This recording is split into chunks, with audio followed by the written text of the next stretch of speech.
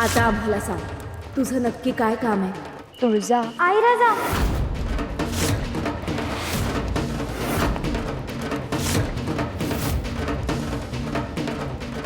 अगं ओवी, झोपली नाही अजून? मला झोप येत नाही आणि मावशी बी आली आहे ना, मला तिच्या संग गप्पा मारायच्या आहेत. अगं ओवी, लय उशीर झालाय बघ, तू जाऊन झोप जा. थोडा वेळ बसू दे की.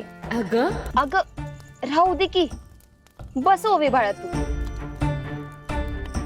मला सांग की माकू मावशी, तू कुठनं आलीस आणि तुझ्या घरात कोण कोण असतं ग? ओवी बाळा, आम्ही की नाही लई दुरून आलो आहोत आणि तिथल्या प्रदेशात ना लोक वेगळीच भाषा बोलतात बघ, आपल्यासारखी नसती. वय का? आणि तिथली माणसं बी सगळी लई प्रेमळ आहेत बघ. तिथं कोण कोण असतं ग? तिथं मी ना माझ्या भावासोबत राहते, त्याचं नाव बिरोबा.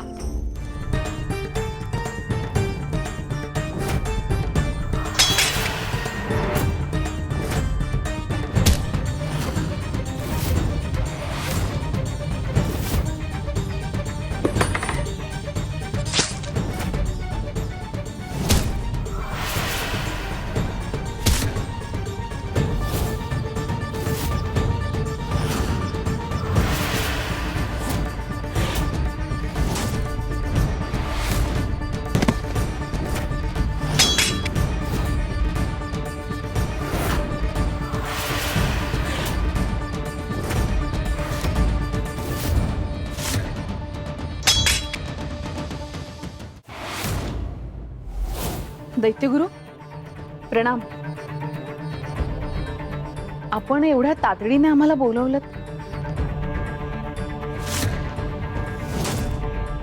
असिलोमा, तू? प्रणाम सम्राज्ञी.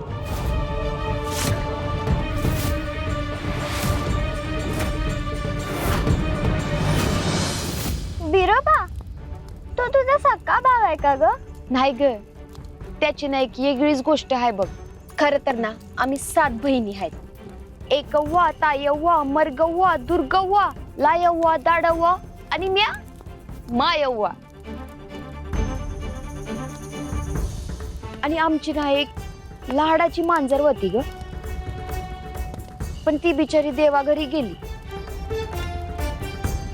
मग आम्ही 7 बहिणींनी ठरवलं की आमच्यासाठी एक नवीन मांजर आणायचं आणि त्यासाठी आम्ही सगळे जंगलात गेलो.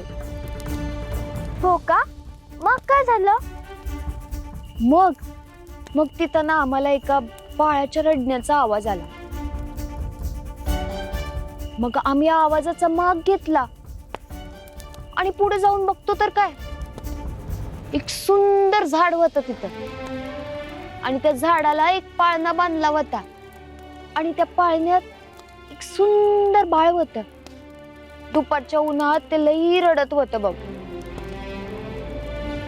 बाई, विचार. मग पुढे तुम्ही काय केलं? मला त्याची अवस्था काय बघवना.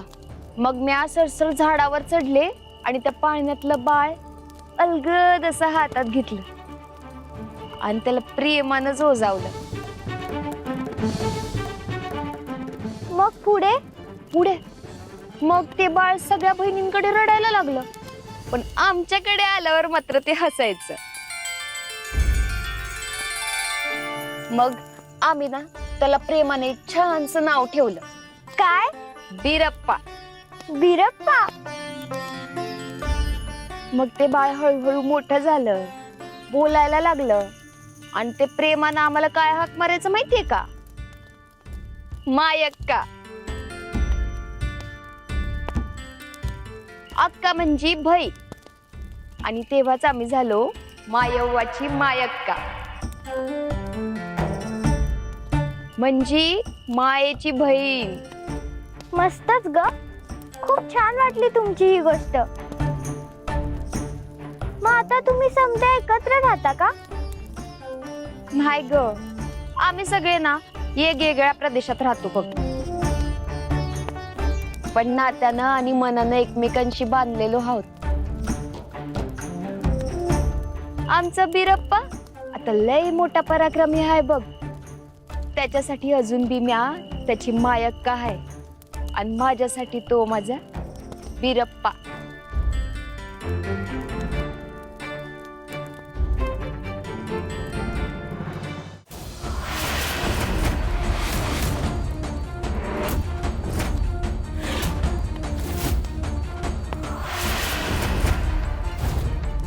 असिलोमाने जे काही पाहिलं ते एक स्वप्न होतं. त्याने पाहिलेली दृश्य खरी होती या भीतीने आपण कोणतेही पाऊल टाकण्यात काय अर्थ आहे. ते केवळ स्वप्न होतं. स्वप्न ही सत्याचा संदेश असतात शुंभा. भविष्यात बघण्याचा आरसा असतो तो. दैत्यगुरु पण त्याला कोणताच पुरावा नाहीये. आणि ही गोष्ट असुर नरेश महिषासुरांना समजली तर त्यांच्या मानसिकतेवरती काय परिणाम होईल. म्हणूनच असुर नरेशांना आपण काहीही सांगायचं नाही. मी आता एक विधी करतोय, त्यामुळं या स्वप्नांचा नेमका अर्थ काय आहे तो मला कळेल.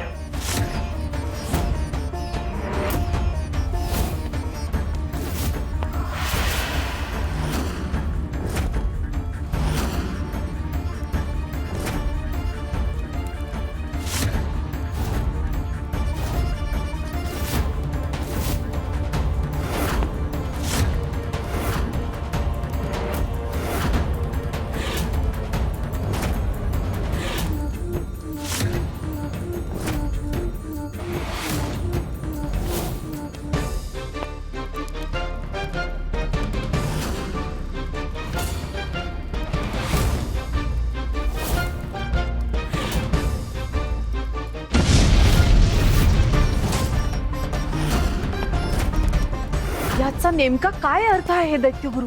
स्वप्न केवळ स्वप्न नाहीये, सत्याचा संकेत आहे शुंभा. दैत्यगुरु नाही, हे शक्य नाही. याचा अर्थ असुर नरेश महिषासुरांच्या भाग्यात मृत्यूयोग आहे.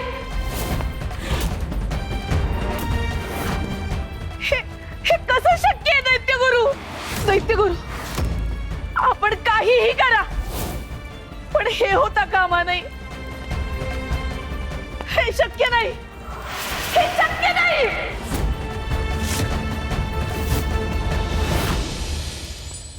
आता ही झोपली वाटतं. नेहमीच झालं हिचं. काहीतरी महत्वाचं सांगायचं असतं तेव्हा बरोबर बाहेर येऊन बसते. मागे देवींना एक महत्वाची गोष्ट सांगायची होती आणि ही बाहेरच खेळत बसली. काही बोलूच देत नाही. असू दे ग, तिला देखील माझ्याशिवाय झोप लागत नाही. त्यामुळे ती माझ्या आजूबाजूला घुटमळत असते. तू तिला आत घेऊन जा. हो.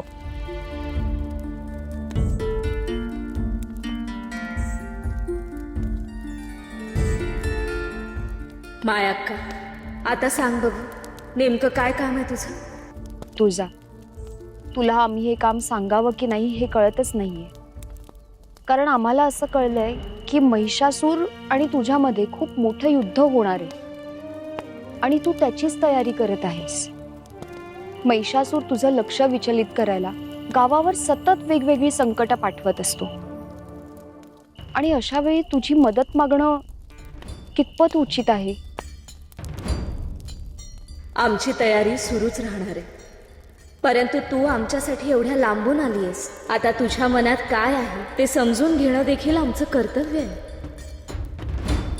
सांग बघू, काय झालं. आम्ही आमच्या ज्या भावाची गोष्ट सांगितली त्याच्यासाठीच आम्हाला मदत हवी होती. अगं, मग तर आम्ही आनंदाने मदत करायला तयार आहोत. तुझा भाऊ विरोबा हा महादेवांच्या जटांपासून निर्माण झालेला वीरभद्राचा अवतार आहे. ह्याच वीरभद्राने सती मातेच्या वडिलांना धडा शिकवला. महादेव आणि सती मातेच्या अपमानाचा बदला घेतला. त्या महान शक्तिशाली वीरभद्राचा अवतार आहे विरोबा.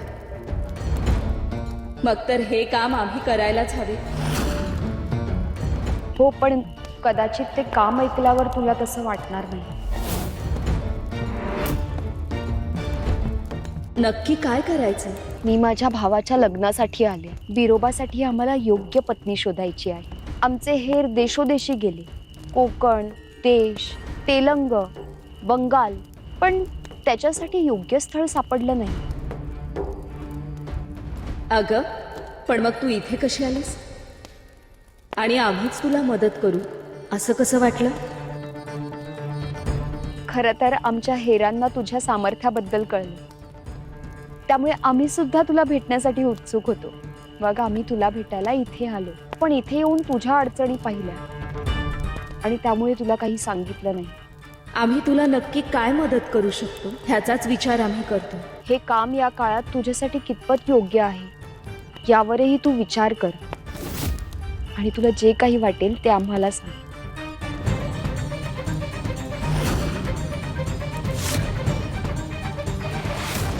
अष्टदिशा बंधनात आम्हाला मायक्काची मदत लागणार आहे. आणि त्याहून महत्त्वाचं म्हणजे एक सखी म्हणून तिला मदत करणं हे माझं उत्तरदायित्व आहे. पण त्याचवेळी माझं गाव आणि महिषासुराविरुद्ध युद्धाची तयारी ही माझ्यासाठी अतिशय महत्त्वाची आहे. अशा वेळी काय निर्णय घ्यावा हा पेच माझ्यासमोर उभा राहिला. या पेचातून मार्ग काढण्यासाठी आम्हाला आता तातडीने पावले उचलावी लागतील.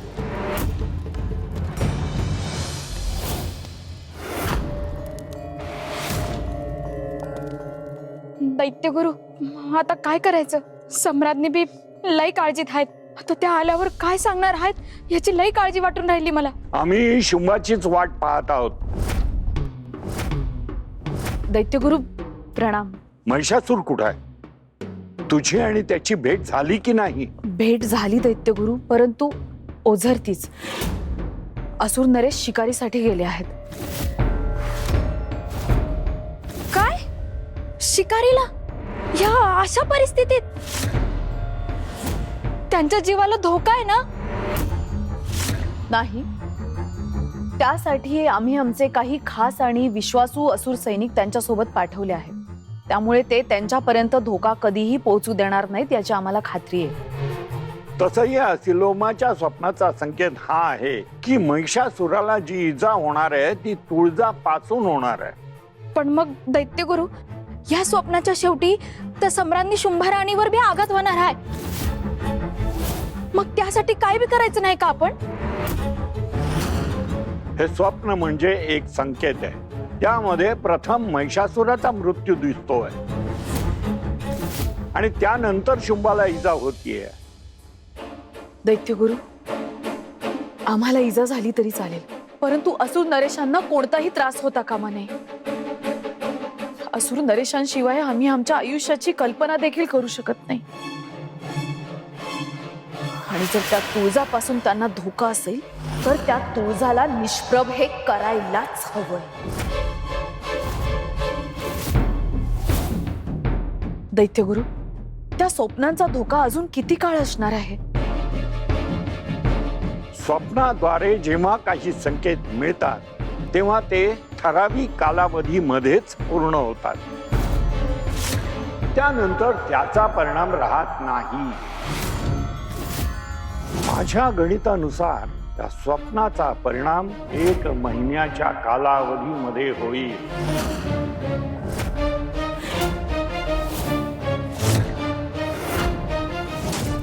अगं बाई, म्हणजे आपल्या हातात फक्त 1च महिना आहे असुर नरेशांना वाचवायला? नाही, आपल्याकडे केवळ 1 महिना जरी असला तरी सुद्धा असुर नरेशांना त्या तुळजापासून दूर ठेवायलाच हवं. आणि हे असं करण्यामध्ये आम्ही नक्की यशस्वी होऊ. आता केवळ एकच व्हायला हवाय. त्या तुळजाची आम्हाला खडानखडा माहिती हवी आहे. सम्राज्ञी, अहो मग मी आहे की, माझ्यावर सोपं तुमचं काम. मनोरमा, या आधीही आम्ही हे तुझ्यावरती काम सोपवलं होतं. काय केलंस? तेव्हा आता केवळ वायफळ शब्द नको, त्वरित कृतीही हवी आहे आम्हाला. समजलं? सम्राज्ञी, माफ करा, मी आता तुम्हाला तक्रारीला वाव देणार नाही. आज्ञा करा.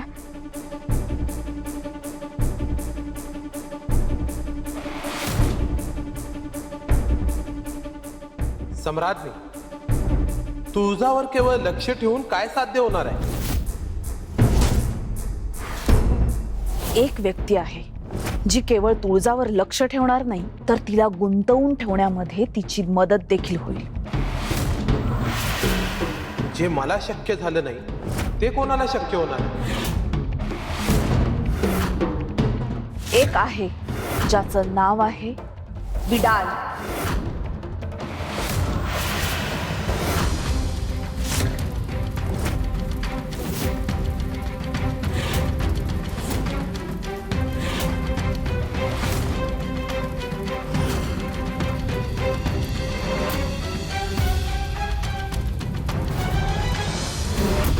अरे असुरांनो, हे काय करताय? आमचा जीव घेऊ नका.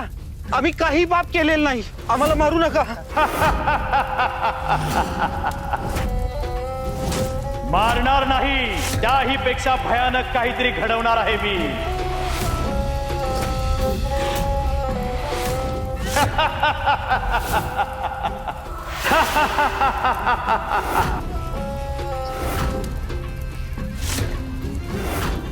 कोण आहेस तू आणि काय करायचा विचार आहे तुझा? मी कोण आहे तुम्हाला ठाऊक नाहीये.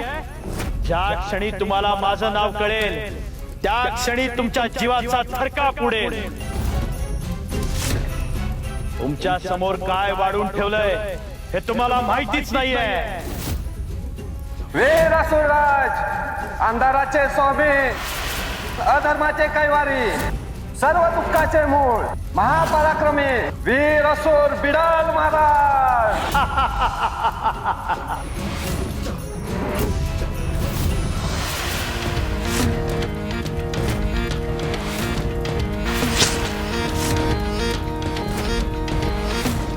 अरे वा, हुशार निघाला. अगदी योग्य केलं याने. मी तुमच्या सोबत काय करणार आहे याला आधीच समजलं होतं, म्हणून यानं मृत्यूला स्वीकारलं. पण तुम्ही मात्र अडकला. आता तुम्हाला कोणीही वाचवू शकणार नाहीये. पण तुम्ही नक्की काय करणार आमच्या बरोबर? तुमचं काय विचार आहे नक्की? समजे, सगळं समजे.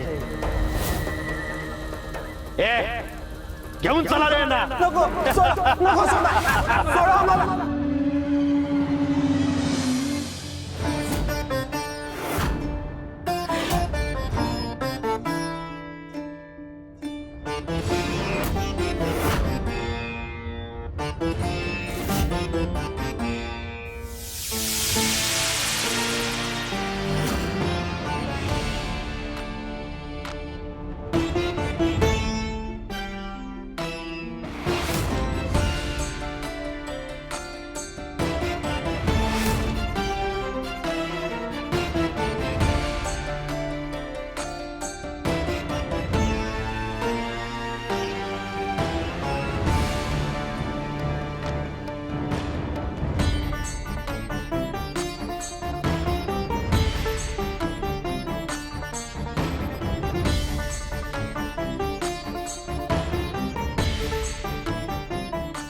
स्वामी, तुम्ही आमच्यापासून दूर गेला आहात. त्यामागे निश्चितपणे काहीतरी कारण असेल. परंतु तुम्ही इथे नसताना गावावर आलेलं संकट आम्ही दूर करण्याचा प्रयत्न केला. अशांतीला हरवलं. त्यात आम्हाला भेटायला आलेली आमची सखी मायाक्काची देखील आम्हाला मदत झाली. मात्र आता आम्ही वेगळ्या पेचात अडकलो आहोत. त्यातून मार्ग काढण्यासाठी आम्हाला तुमच्या मदतीची गरज आहे. परंतु तुम्ही तर आमच्यापासून दूर जाऊन बसला आहात. आता तुम्हाला विचारायचं कसं, सांगायचं कसं?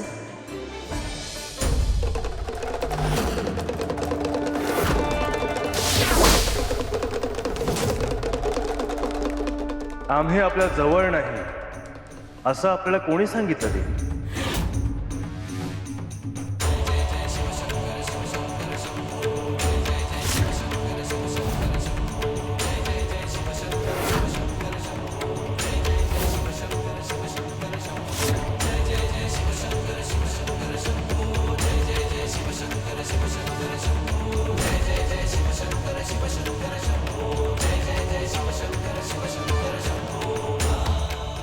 स्वामी, तुम्ही कुठे गेला होता?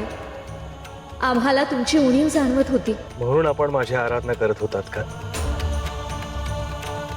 देव, आम्ही आपल्या जवळ नाही याचा अर्थ आम्ही आपल्यापासून दूर आहोत असा होत नाही.